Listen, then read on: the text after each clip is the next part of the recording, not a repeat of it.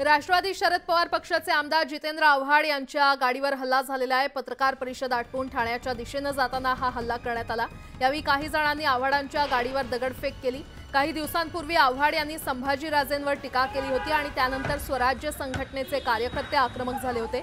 या हल्ल्याची जबाबदारी स्वराज्य संघटनेने घेतलेली आहे। पोलिसांकडून आता या हल्ला करणाऱ्या कार्यकर्त्यांचा शोध घेतला जातोय। या क्षणाची मोठी बातमी आपण पाहतोय। जय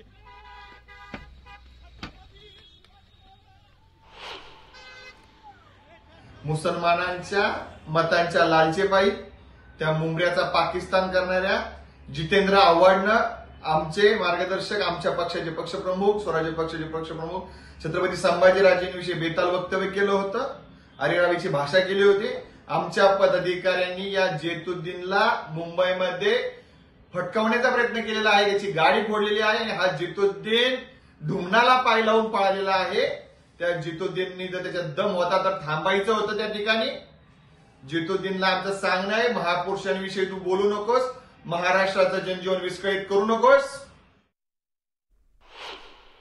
तर आपण पाहतोय राष्ट्रवादी शरद पवार पक्षाचे आमदार जितेंद्र आव्हाड यांच्या गाडीवर हल्ला झाल्याची ही दृश्य समोर आलेली आहेत। पत्रकार परिषद जितेंद्र आव्हाड यांनी आटपली आणि त्यानंतर ठाण्याच्या दिशेने ते जात होते। यावेळी हा हल्ला करण्यात आलेला आहे। यावेळी काही जणांनी आव्हाडांच्या गाडीवर दगडफेक केली असल्याचं या दृश्यांमध्ये पाहायला मिळतंय। काही दिवसांपूर्वी जितेंद्र आव्हाड यांनी संभाजीराजेंवर टीका केली होती आणि त्यानंतर स्वराज्य संघटनेचे कार्यकर्ते आक्रमक झाले होते। या हल्ल्याची जबाबदारी सध्या स्वराज्य संघटनेने घेतलेली आहे आणि पोलिसांकडून आता या हल्ला करणाऱ्या कार्यकर्त्यांचा शोध घेतला जातोय। ही दृश्य काही समोर आलेली आहेत। जितेंद्र आव्हाड यांची ही गाडी होती आणि त्यांच्या गाडीवर हल्ला करण्यात आलेला आहे। जितेंद्र आव्हाड यांनी काही वेळापूर्वीच पत्रकार परिषद घेतली आणि पत्रकार परिषद आटपून ते ठाण्याच्या दिशेने रवाना झाले होते आणि ठाण्याच्या दिशेने जाताना हा संपूर्ण प्रकार घडलाय। त्यांच्या गाडीवर हल्ला करण्यात आलेला आहे। यावेळी काही जणांनी आव्हाडांच्या गाडीवर दगडफेक केली असल्याचं या दृश्यांमध्ये पाहायला मिळते। अतिशय मोठी आणि गंभीर घटना आपण पाहतोय। राष्ट्रवादी शरद पवार पक्षाचे आमदार जितेंद्र आव्हाड यांच्या गाडीवर हल्ला करण्यात आलेला आहे, त्याची काही दृश्य समोर आलेली आहेत। या हल्ल्याची जबाबदारी स्वराज्य संघटनेने घेतलेली आहे, कारण काही दिवसांपूर्वी आव्हाड यांनी संभाजीराजेंवर टीका केली होती। आणि यावरच अधिक बोलण्यासाठी आपल्यासोबत विद्या चव्हाण जोडल्या गेलेल्या आहेत। विद्याताई, आपण पाहतोय जितेंद्र आव्हाड यांच्या गाडीवर कशा प्रकारे हल्ला करण्यात आलेला आहे, आपली प्रतिक्रिया?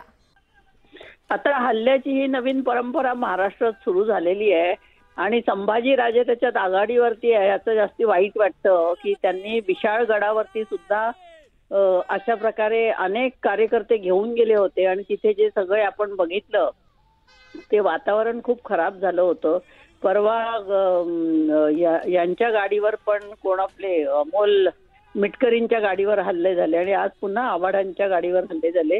काय तुम्हाला ऑब्जेक्शनेबल वाटत असेल कोणी बोललं तर त्याच्यावर चर्चा व्हायला पाहिजे, परंतु अशा प्रकारे गाड्यांवर हल्ले घेऊन काय प्रश्न सुटणार आहे का? तुम्हाला जर पटलं नसेल काही तर संभाजीराजांनी फोनवर चर्चा करावी, प्रत्यक्ष भेटून चर्चा करावी, पण अशा प्रकारे हल्ले करणे हे अगदी निषेधार्ह आहे। याचा धिक्कार केला पाहिजे आणि बोलून जर मार्ग सुटत असेल, आणि सगळ्यात मला महत्वाचं वाटलं ते पोलिसांची गाडी मागे होते, पोलीस उतरून बघतायत।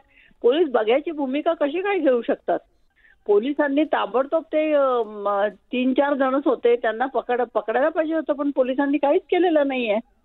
म्हणजे पोलीस कशासाठी बरोबर सिक्युरिटी आपण म्हणतो आहे पोलिसांची, पण जर ते काही ऍक्शन घेणार नसतील, असे जर काय दगडफेक होते किंवा काठ्यांनी हल्ला करतात, तेव्हा त्यांना पकडायला पाहिजे होतं। पोलिसांना शस्त्र दिली आहेत ती काय बघायला दिलेली आहेत का?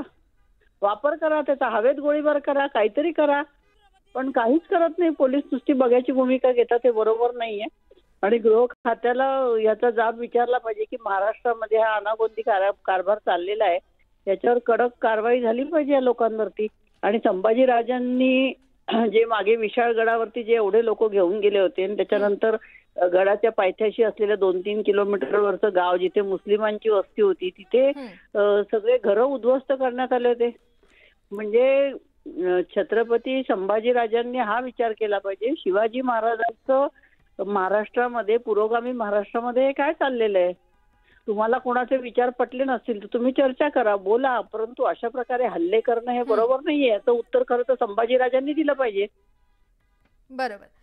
विद्याताई, धन्यवाद या सविस्तर प्रतिक्रियेसाठी. तर ही दृश्य आपण पाहतोय, पोलिसांच्या वाहनासमोरच खरं तर हा हल्ला झालेला आहे आणि त्यामुळे जसं विद्याताई यांनी सवाल उपस्थित केलाय की पोलीस फक्त बघ्याची भूमिका घेत आहेत का, हा सवाल उपस्थित होतोय. कारण संभाजीराजेंबाबतच्या वक्तव्यानंतर हा हल्ला करण्यात आलेला आहे. जितेंद्र आव्हाड यांच्या वाहनावर हा हल्ला झाला असल्याचं पाहायला मिळतंय. ही दृश्य आपल्या समोर आलेली आहेत.